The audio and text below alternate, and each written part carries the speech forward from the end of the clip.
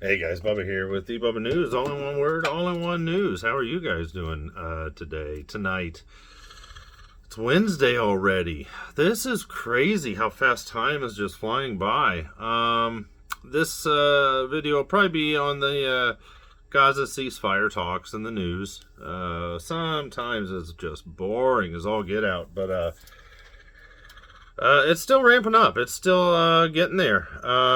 We've had a lot of the United States cheerleading with Secretary of State Blinken and Biden with his phone calls tonight with Kamala Harris to Netanyahu. So all kinds of craziness is still coming up. And I was going to read to you guys probably the latest that I've put together. But it's guys, it's really weird. Ever since Tisha B'Av and then Tu B'Av, which was just the other day, it's like, you know how we feel things are moving along, and some days are just crazy because we don't see what's coming next. Well, that's most days. We don't see what's coming next. But it just feels like it's being orchestrated, and it feels like these puppet masters, like it's literally being scripted. The entire Middle East, everything is just being scripted. Like today, just now, a little bit ago, the USS Abraham Lincoln has now made it from the Pacific region into CENTCOM area. There it rounded the Indian tip of India down there or over towards the Maldives, and now it's moving into the CENTCOM area, Central Command of the Middle East with the aircraft carrier group.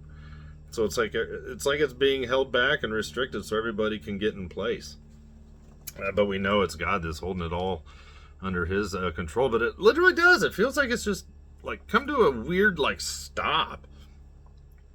I can't describe it, but it's we know God is in control. And something I posted yesterday on the Telegram, and here's what I wanted to say just to start it off. God does not give vague prophecies. God does not give vague prophecies. He gives precise information that you can bank on. God does not give vague prophecies. He gives precise information that you and I can bank on, and it's so true. Especially as we're seeing everything coming up together. And very soon we'll be talking a lot of Bible verses that are going to start popping off. If I were going to look at something next, it would be the Sidon prophecy. Ezekiel 28 verses 20 to 23. And I believe that Sidon area, the strong Hezbollah controlled area of southern Lebanon, will then soon launch something towards Israel's gas rigs. The Karish oil rig, something like that. So I have a feeling they're going to do something a little different than these rocket attacks going back and forth. So, I wanted to point it out too, like last night, actually now the past 3 nights, there's been some pretty decent attacks in Lebanon of Israel hitting Hezbollah positions and arms and munitions depots. The past 2 nights have been really nutty, Professor, because Israel's taken out some pretty heavy-duty precision guided missiles in northeast Lebanon, the Bekaa Valley up there towards Baalbek. And tonight's third night in a row of attacks was more on the southern border of Lebanon, Israel's northern border, and it wasn't as impressive. So it's not a full escalation yet, but the stuff going back and forth is pretty wild. And here's what I wanted to start off tonight with, just a little catch up from last night.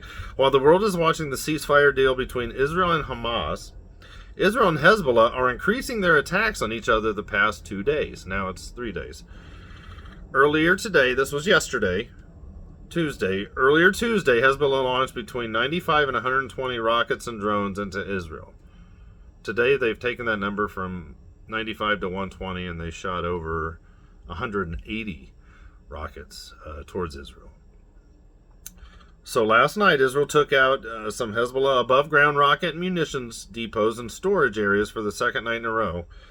Israel has an estimated target bank in Lebanon of 4,000 targets.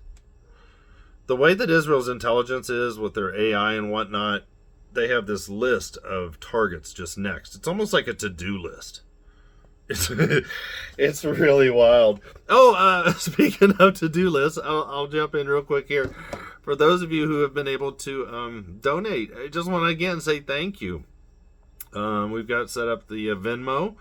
The Cash App. Cheryl, my friend Cheryl sent me a 50 on the Cash App today, so that was a cool blessing. Thank you so much, sweetheart. The Cash App, the Venmo, the PayPal, Give, Send, to Go. Those are the 4 that I'm trying out, using, whatnot. Not trying out the Cash Send, to Go thing. That's the newest one, and that one's kind of fun. It's different. I guess you can do like I don't know, something like a mission statement, or anyway, it seems really neat. But for those of you who've been able to donate, thank you. And I want to be able to start helping to donate or give back to you guys somehow, any way I can. But yeah, guys, there's so much coming up. Let's get back to the ceasefire talks. I want to, away from all the cheerleading of the United States, because they've been wanting to get this done since last week. And then they pushed it into yesterday and today.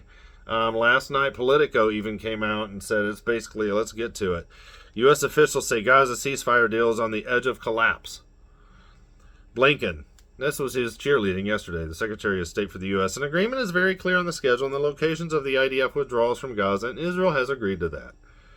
Netanyahu said, Israel will not leave the Philadelphia and Netzarim corridors regardless of the pressure because they are strategic military and political assets. And what Blinken and Biden want Israel to do is give up their southern border there with Egypt of Gaza, the Philadelphia corridor, with Rafah, that is right down there on the southern border as well.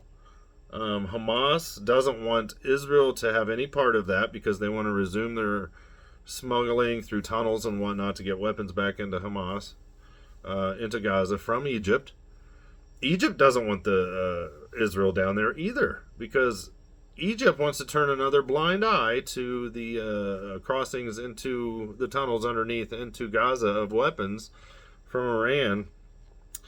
And Egypt quietly makes quite a bit of money from these arms smuggling operations and turning a blind eye.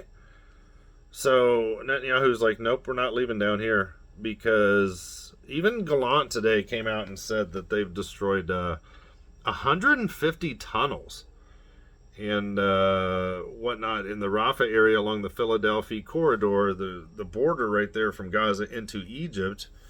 I believe even in the past week or something crazy. Maybe it's been total, but it seemed like there was some big numbers. So I'm like, something's going on. There's still some major sticking points going on with this ceasefire deal. And they're nowhere close to being resolved. All the Biden administration talk and cheerleading of intending to conclude the ceasefire talks in the coming days is still a pipe dream for the United States. There's been no cheerleading from either Israel or Hamas since last week's Qatar talks to indicate that an agreement is going to happen. And this was last night. Today, Israel, Hezbollah did the 180 rockets into the Galilee area. All kinds of areas around Israel's northern border. Just west of the Sea of Galilee, just north in the Golan, just northwest. I mean, it's like targeted areas. They're full on being targeted by Hezbollah, because Hezbollah's doing their plan, and they're taking it off.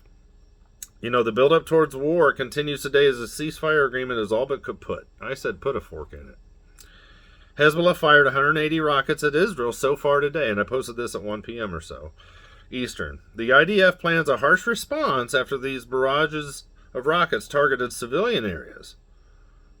Israel still hasn't done their very harsh response yet. Have you noticed, too, how all these countries, like whether now it's Israel, but if it's Hezbollah or Iran or Houthis, they still have planned and promised responses coming that have still not taken place yet. It's like each side is taking account and a tally and holding up and building up, like within their each internal camp of destruction that they still plan on doing towards each other. It's just really bizarre.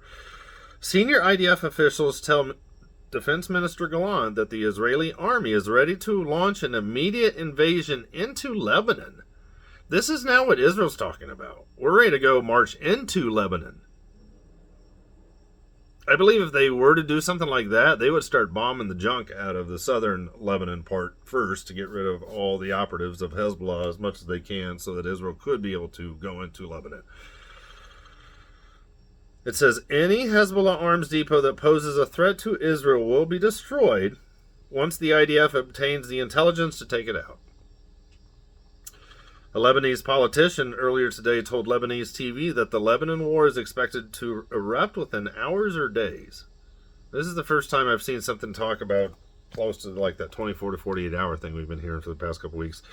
But earlier today, there were reports of us circulating about a new notice to air missions issued in Iran for missile launches starting August 22nd, tomorrow. I haven't really heard anything about it really much since. And what I did see was that it wasn't in western Iran, it was in eastern Iran. And I believe it's supposed to be some kind of testing, but they could be testing what they have planned for hypersonic nuclear. Hezbollah is firing larger barrages at northern Israel in recent days and directly targeting civilian areas. They have switched from only targeting military IDF positions to now openly and purposely targeting where civilians are living. The IDF has launched over 15 strikes in Lebanon in the past 24 hours with at least 4 dead Hezbollah guys. There have been 110 Israeli strikes on Hezbollah in the past week alone. 110 Israeli strikes on Hezbollah positions in the last week alone. So Biden, I'm going to fast forward. Biden did end up speaking to Netanyahu. He called tonight, and Kamala Harris ended up speaking to Netanyahu as well. They want Netanyahu to show more flexibility on the Philadelphia corridor along the border of Egypt and Gaza and give up the current Israeli control. Biden is trying to appease Hamas and make them happy, so a hostage and ceasefire deal can then be reached. Again, this is still a pipe dream. The Egyptians rejected the Israeli map of the IDF continued deployment along the Philadelphia corridor.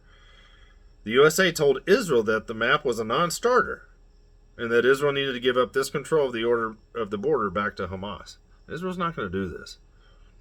For Israel, giving up any of the Hamas strongholds is a non-starter. There is big-time pressure being put on Netanyahu to still give in and cave in. He's got a lot of pressure on him, but I don't see him caving. Netanyahu's not going to give this up because he knows if he gives up that southern border control back to Egypt, Hamas will then re-infiltrate. And they cannot give up their Netzarim corridor that literally cuts Netanyahu in half, like 40% in the north, 60% down below, around Gaza City, that area. But it's their corridor that blocks any Gazans from southern Gaza moving north until they can be fully verified by the IDF so that they are not Hamas members. And Hamas wants Israel out of there too. So, I mean, there's a lot of things going on that it's not going to take place. And I don't feel, my apologies, I feel like I'm going back and forth in stories between like Lebanon and now Gaza, Lebanon, like this one, now I'm going back to Lebanon again. The IDF is still planning on what they have coming with the Hezbollah war. The IDF has completed all preparations and is currently on standby for the outbreak of war. The IDF Northern Command officers today told Defense Minister Gallant that the IDF forces are ready to launch an invasion of Lebanon in 60 seconds once the order is given. While specific war plans remain classified, the IDF is expected to focus on achieving rapid, decisive results through a combination of overwhelming firepower and swift ground maneuvers. The IDF intends to quickly mobilize troops to neutralize threats in Lebanese territory. A key objective would be to minimize the rocket attacks on Israel by launching Israeli ground maneuvers into Lebanon to capture the Hezbollah launch sites. This approach will aim to minimize the duration of the conflict, so Israel thinks, while inflicting vast damage on strategic enemy assets. An earlier analysis by 2 veteran intel officers of Israel warned that the level of devastation, even in a brief conflict between Lebanon and Israel, will be unprecedented. When war erupts, the IDF will strike in Lebanon with great force, combining air power and ground maneuvers to hit Hezbollah's power centers and neutralize Hezbollah's elite Radwan unit. In parallel, Israel's home front will be targeted with massive missile and rocket barrages and possibly a Hezbollah raid into Israel instead from the north. Israel's been planning for an incursion into Lebanon for a few years now. Lebanon has been planning for an incursion into Israel for almost 20 years now. These Hezbollah guys are planning for what Israel doesn't see really coming, because what Hezbollah plans is a entire border of Lebanon with Israel going into the Golan Heights into Syria to do a combined mass October 7th scenario into Israel, breaking through.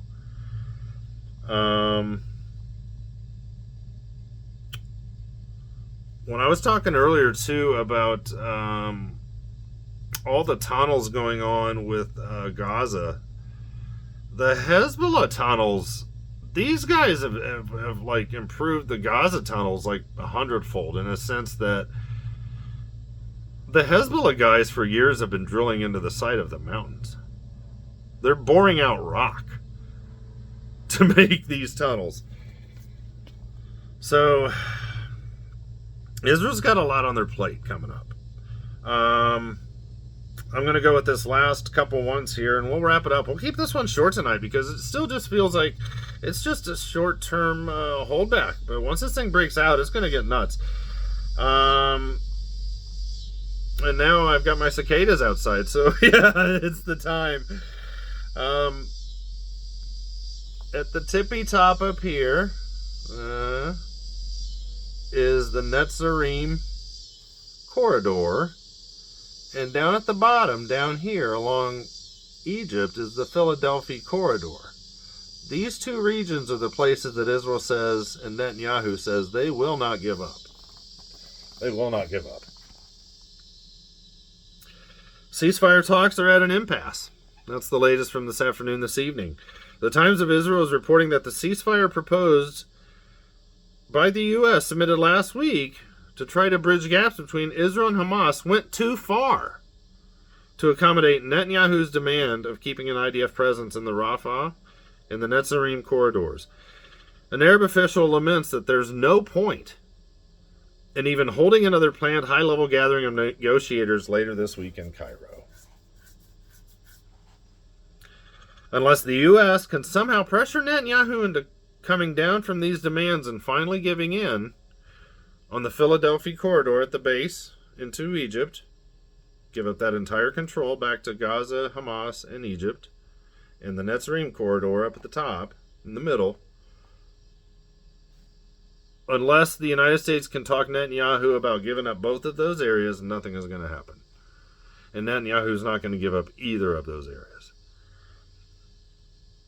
Unless the U.S. can somehow pressure him to doing this, coming down from these demands and finally giving in, then these bridging proposals could then be amended. The U.S. bridging proposal doesn't allow for a permanent Israeli presence in Rafah along the Philadelphia corridor, but it also doesn't rule out such a deployment. This is very vague by design, to try to get Netanyahu to be like, oh, it looks nicer now. Okay. An Arab official has said that Hamas has made it clear that it will not accept a continued IDF presence in the Philadelphia corridor, Rafah, or the Netzarim corridor. The official went on to say that Netanyahu is going to have to decide whether he wants to stick to his demands or bring Israeli hostages home alive. So the pressure is definitely mounting on Netanyahu. And the pressure is going to be mounting on the United States next. Whatever happens, Netanyahu and Israel and the United States will be to blame for this ceasefire deal falling through. So this is something to keep our eyes on, but it's not going away anytime soon. But we could have something kick off here very soon as well, because once these talks have been officially declared dead in the water, this could give the green light to Hezbollah. This could even give the green light to Israel. Even the Houthis, to make some kind of a response. And now that we've got the USS aircraft carrier Abraham Lincoln into CENTCOM arena, if they try to pull up near Yemen, the Houthis have some fireworks planned. I'm surprised they haven't taken more of our attention off the DNC in Chicago this week so far with the Middle East war, but it feels like it's still just ramping up, and the mountain is still getting ready to explode. It just hasn't yet, and it's being all held back by God. So thanks to you guys for watching. I'll keep this short tonight, but we need to do more of these. I want to do more of these again. For those of you who are able to stick this long, I just want to say thank you for watching. God is good, and He is coming very soon, and we do all need to be ready because it's getting ready to get crazy town out there. And for those of you who are starting to seek God again, welcome back. A couple of buddies I've talked to this week that have started to do a full 180 in their life, and the metanoia of the supernatural change of mind that leads into a supernatural change of direction is the repentance and coming back to where it all began, the Lord Jesus Christ. For those of you who are coming back, and for those of you who are still looking to come in now. Because guys, this is getting quiet. It's very quiet right now, but this quiet can go away in a hurry. I slipped up in my wording there, but it's getting ready, and it's just a matter of time. Once this thing blows off, it's going to get going. It's going to get going fast. So I love you guys. Thank you so much for watching, and we'll talk to you soon.